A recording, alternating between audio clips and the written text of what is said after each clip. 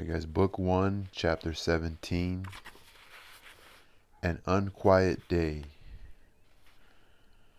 On Friday morning, that is, the day after the accursed seance, all the available staff of the Variety, the bookkeeper, Vasily Stepanovich Lastachkin, 2 accountants, 3 typists, both box office girls, the messengers, ushers, cleaning women, in short, all those available were not at their places during their jobs, but were all sitting on the window sills looking out on Sadovaya and watching what was going on by the wall of the Variety.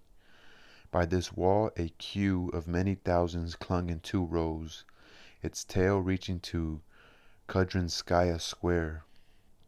At the head of the line stood some 2 dozen scalpers well known to theatrical Moscow. The line behaved with much agitation, attracting the notice of the citizens streaming past, and was occupied with the discussion of inflammatory tales about yesterday's unprecedented seance of black magic. These same tales caused the greatest consternation in the bookkeeper, Vasily Stepanovich, who had not been present at the previous evening's performance. The ushers told of God knows what, among other things, that after the conclusion of the famous seance, some female citizens went running around in the street looking quite indecent, and so on in the same vein. The modest and quiet Vasily Stepanovich merely blinked his eyes, listening to the tall tales of these wonders, and decidedly did not know what to undertake, and yet something had to be undertaken, and precisely by him, because he now turned out to be the senior member of the whole Variety team. By 10 o'clock the line of people desiring tickets had swelled so much that rumor of it reached the police, and with astonishing swiftness detachments were sent, both on foot and mounted, to bring this line into some sort of order. However, in itself, even an orderly snake a half-mile long presented a great temptation and caused utter amazement in the citizens on Sadovaya.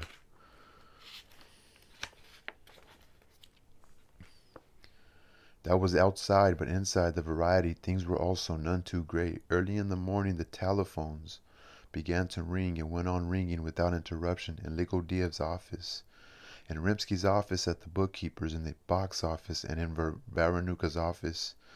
Vasily Stepanovich at first made some answer. The box office girl also answered. The ushers mumbled something into the telephones, but then they stopped altogether, because to questions of where Griboedov, Voronuka, and Rimsky were, there was decidedly no answer. At first they tried to get off by saying Griboedov's at home, but the reply to this was that they had called him at home, and at home they said Griboedov was at the Variety. An agitated lady called, started asking for Rimsky, was advised to call his wife, to which the receiver, sobbing, answered that she was his wife, and that Rimsky was nowhere to be found. Some sort of nonsense was beginning. The cleaning woman had already told everybody that when she came to the fin director's office to clean, she saw the door wide open, the lights on, the window to the garden broken, the armchair lying on the floor, and no one in the office.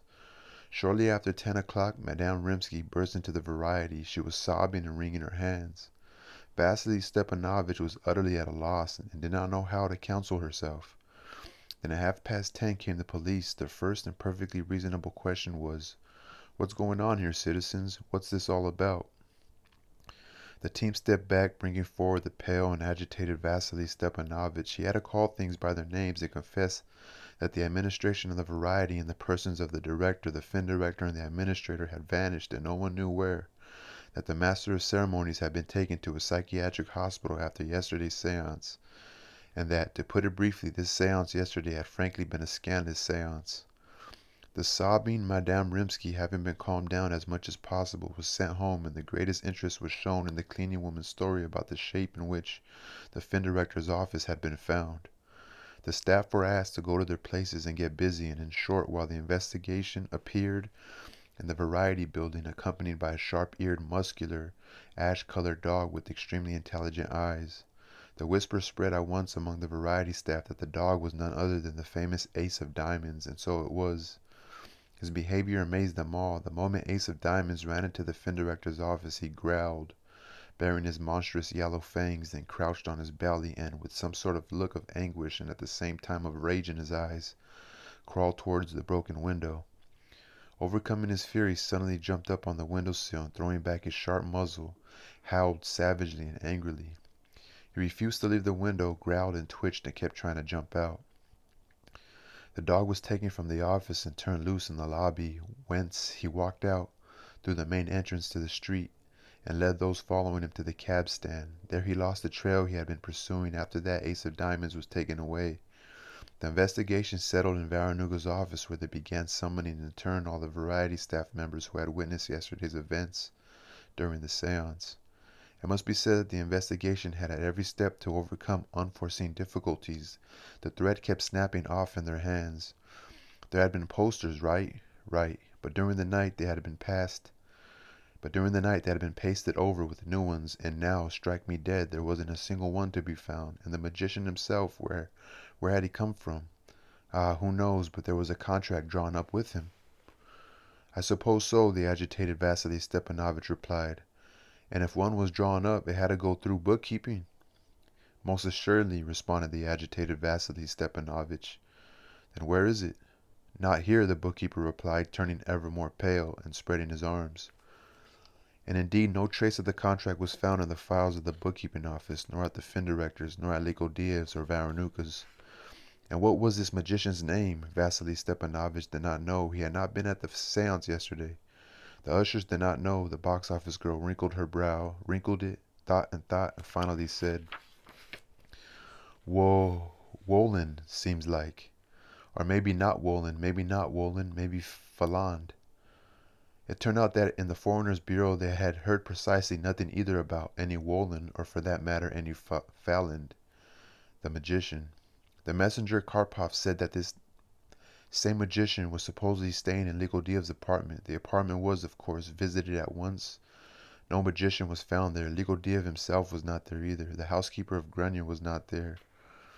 And where she had gone, nobody knew. The chairman of the management, Nikanor Ivanovich, was not there. Bedzornev was not there. Something utterly preposterous was coming out. The whole top administration had vanished. A strange, scandalous seance had taken place the day before, but who had produced it, and at whose prompting, no one knew. And meanwhile, it was drawing towards noon when the box office was to open, but of course there could be no talk of that. A huge piece of cardboard was straight away posted on the doors of the variety reading. Today's show cancelled. The line became agitated, beginning at its head, but after some agitation, it nevertheless began to break up, and about an hour later no trace of it remained on Sadovaya. The investigation departed to continue its work elsewhere. The staff was sent home, leaving only the watchman, and the doors of the variety were locked. The bookkeeper Vasily Stepanovich had urgently to perform two tasks. First, to go to the Commission on Spectacles and Entertainment of the lighter type with a report on yesterday's events, and second, to visit the Fin Spectacle sector so as to turn over yesterday's receipts, 21,711 rubles. The precise and efficient Vasily Stepanovich wrapped the money in newspaper, crisscrossed it with string, put it in his briefcase, and, knowing his instructions very well, set out, of course, not for a bus or a tram, but for the cab stand. The moment the drivers of the three cabs saw a passenger hurrying towards the stand with a tightly stuffed briefcase, all three left empty right under his nose, looking back at him angrily for some reason. Struck by this circumstance, the bookkeeper stood like a post for a long time, trying to grasp what it might mean. About 3 minutes later, an empty cab drove up, but the driver's face twisted the moment he saw the passenger. "Are you free?" Vasily Stepanovich asked with a cough of surprise. "Show your money," the driver replied angrily without looking at the passenger. With increasing amazement, the bookkeeper, pressing the precious briefcase under his arm, pulled a 10-ruble bill from his wallet and showed it to the driver. "I won't go," the man said curtly. "I beg your pardon," the bookkeeper tried to begin, but the driver interrupted him. "Got any threes?" The completely bewildered bookkeeper took 2 3-ruble bills from his wallet and showed them to the driver. "Get in," he shouted, and slapped the flag of the meter so that he almost broke it. "Let's go." "No change, is that it?" the bookkeeper asked timidly. "A pocket full of change," the driver bawled, and the eyes in the mirror went bloodshot. "It's my 3rd case today, and the same thing happened with the others, too. Some son of a bitch gives me a tenner, I give him change, 4.50, he gets out, the scum. About 5 minutes later, I look, instead of a tenner, it's a label from a seltzer bottle." Here the driver uttered several unprintable words. "Another one beyond Subolskaya, a tenner, I give him 3 rubles change, he leaves, I go to my wallet, there's a B there, Zap, and the finger. Ah, you. And again the driver pasted on some unprintable words. And no tenor. Yesterday in the variety here. Unprintable words. Some vermin of a conjurer did a seance with 10-ruble bills. Unprintable words. The bookkeeper went numb, shrank into himself, and pretended it was the first time he had heard even the word variety, while thinking to himself, oh, oh. Having got where he had to go, having paid satisfactorily, the bookkeeper entered the building and went down the corridor towards the manager's office and realized on his way that he had come at the wrong time. Some sort of tumult reigned in the offices of the Spectacles Commission. A messenger girl ran past the bookkeeper, her kerchief all pushed on her head and her eyes popping. Like her handkerchief, but kerchief. Nothing, nothing, nothing, my dears, she shouted, addressing no one knew whom. The jacket and trousers are there, but inside the jacket there's nothing. She disappeared through some door, and straight away from behind it came the noise of smashing dishes. The manager of the commissioner's first sector, whom the bookkeeper knew, ran out of the secretary's room, but he was in such a state that he did not recognize the bookkeeper, and disappeared without a trace. Shaken by all this, the bookkeeper reached the secretary's room, which was the anteroom to the office of the chairman of the commission, and here he was definitively dumbfounded. From behind the closed door of the office came a terrible voice, undoubtedly belonging to Prokhor Petrovich, the chairman of the commission. Must be scolding somebody, the consternated bookkeeper thought, and looking around saw something else in a leather armchair, her head thrown back, sobbing unrestrainedly, a wet handkerchief in her hand, legs stretched out. In the middle of the room lay Prokhor Petrovich's personal secretary, the beautiful Anna Richardovna. Anna Richardovna's chin was all smeared with lipstick, and down her peachy cheeks black streams of sodden mascara flowed from her eyelashes. Seeing someone come in, Anna Richardovna jumped up, rushed to the bookkeeper, clutched the lapels of his jacket, began shaking him and shouting, "Thank God, at least one brave man has been found. Everybody ran away. Everybody betrayed us. Let's go to him. I don't know what to do." And still sobbing, she dragged the bookkeeper into the office. Once in the office, the bookkeeper first of all dropped his briefcase, and all the thoughts in his head turned upside down, and it must be said, not without reason. At a huge writing desk with a massive inkstand, an empty suit sat, and with a dried pen, not dipped in ink, traced on a piece of paper. The suit was wearing a necktie, a fountain pen stuck from its pocket, but above the collar there was neither neck nor head, just as there were no hands sticking out of the sleeves. The suit was immersed in work and completely ignored the turmoil that reigned around it. Hearing someone come in, the suit leaned back, and from above the collar came the voice, quite familiar to the bookkeeper, of Prokhor Petrovich. "What is this? Isn't it written on the door that I'm not receiving?" The beautiful secretary shrieked, and wringing her hands cried out, you see, he's not there, he's not. Bring him back, bring him back." Here someone peeked in the door of the office, gasped, and flew out. The bookkeeper felt his legs trembling and sat on the edge of a chair, but did not forget to pick up his briefcase. Anna Richardovna hopped around the bookkeeper, wearing his jacket and exclaiming, "I always stopped him when he swore by the devil, so now the devil's got him." Here the beauty ran to the writing desk and in a tender, musical voice, slightly nasal from weeping, called out, "Prosha, where are you?" "Who here is Prosha to you?" the suit inquired haughtily, sinking still deeper into the armchair. "He doesn't recognize me. Me, he doesn't. Do you understand?" The secretary burst into sobs. "I ask you not to sob in the office," the hot-tempered striped suit now said angrily, and with its sleeve it drew to itself a fresh stack of papers, with the obvious aim of appending its decision to them. "No, I can't look at it, I can't," cried Anna Richardovna, and she ran out to the secretary's room, and behind her like a shot flew the bookkeeper. "Imagine I'm sitting here," Anna Richardovna recounted, shaking with agitation, again clutching at the bookkeeper's sleeve, "and a cat walks in, black, big as a behemoth, of course. I shout 'Scat' to it. Out it goes, and in comes a fat fellow instead, also with a sort of cat-like mug, and says, 'What are you doing, citizeness?' shouting 'Scat' at visitors. And whoosh, straight to Prokhor Petrovich, of course. I run after him, shouting, 'Are you out of your mind?' And this brazen face goes straight to Prokhor Petrovich and sits down opposite him in the armchair. Well, that one. He's the kindest-hearted man, but edgy. He blew up, I don't deny it. An edgy man, works like an ox. He blew up. Why do you barge in here unannounced, he says, and that brazen face, Imagine, sprawls in the armchair and says, smiling, I've come, he says, to discuss a little business with you. Prokhor Petrovich blew up again. I'm busy, and the other one, just think, answers, you're not busy with anything. Well, here, of course. Prokhor Petrovich's patience ran out, and he shouted, what is all this? Get him out of here. Devil take me. And that one, Imagine, smiles and says, devil take you. That in fact can be done. And bang, before I had time to scream, I look. The one with the cat's mug is gone, and there sits the suit. Wah! Stretching her mouth, which had lost all shape entirely, Anna Richardovna howled. After choking with sobs, she caught her breath, but then began pouring out something completely incoherent. And it writes. You could lose your mind. Talks on the telephone, a suit. They all ran away like rabbits. The bookkeeper only stood and shook, but here fate came to this aid. Into the secretary's room with calm businesslike strides marched the police to the number of 2 men. Seeing them, the beauty sobbed still harder, jabbing towards the door of the office with her hand.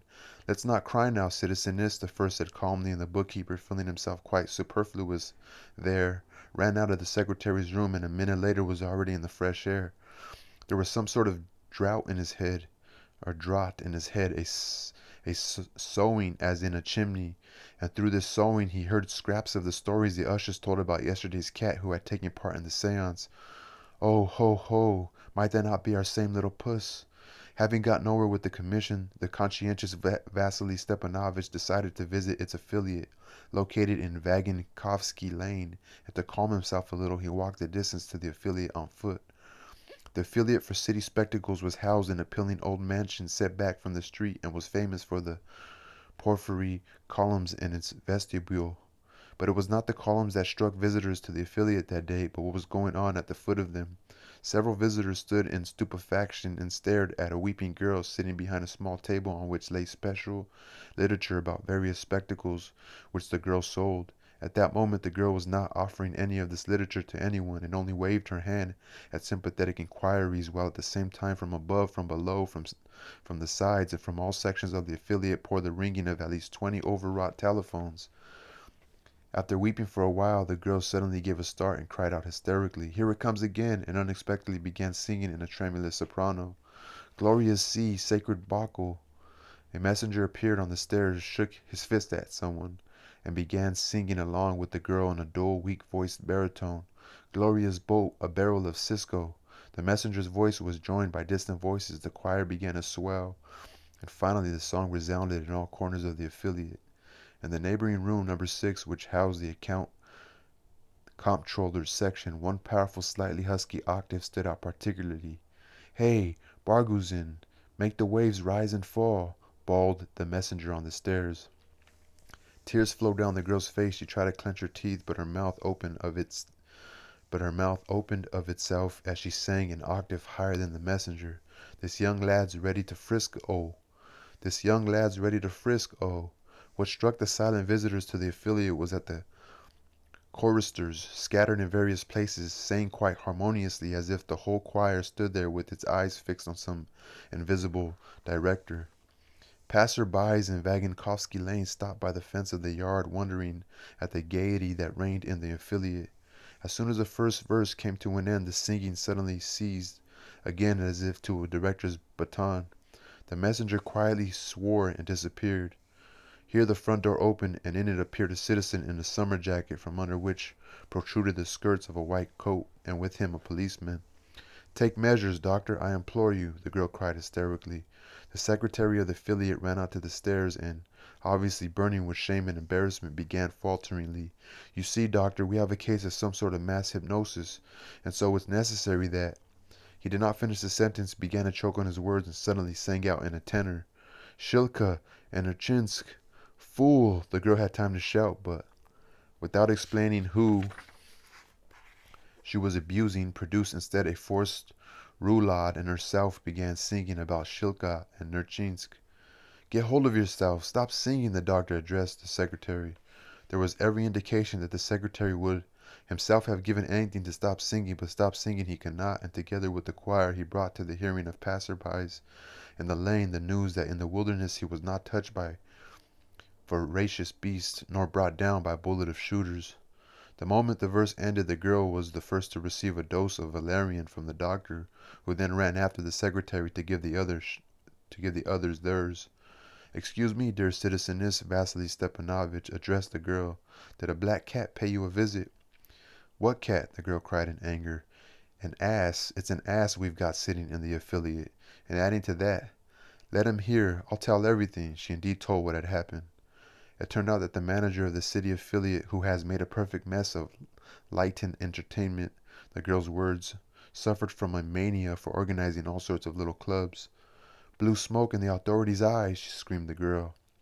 In the course of a year, this manager had succeeded in organizing a club of Lermontov's studies, of chess and checkers, of ping-pong, and of horseback riding. For the summer, he was threatening to organize clubs of fresh water, canoeing, and alpinism. And so today, during lunch break, this manager comes in. With some son of a bitch on his arm, the girl went on, hailing from anybody knows where, in wretched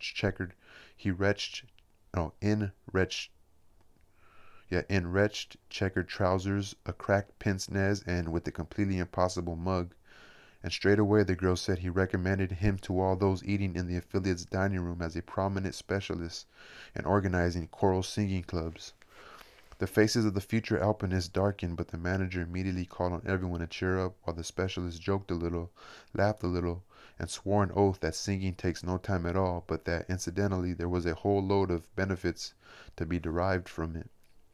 Well, of course, as the girl said, the first to pop up were Fanov and Korsarchuk, well-known affiliate toadies, who announced that they would sign up.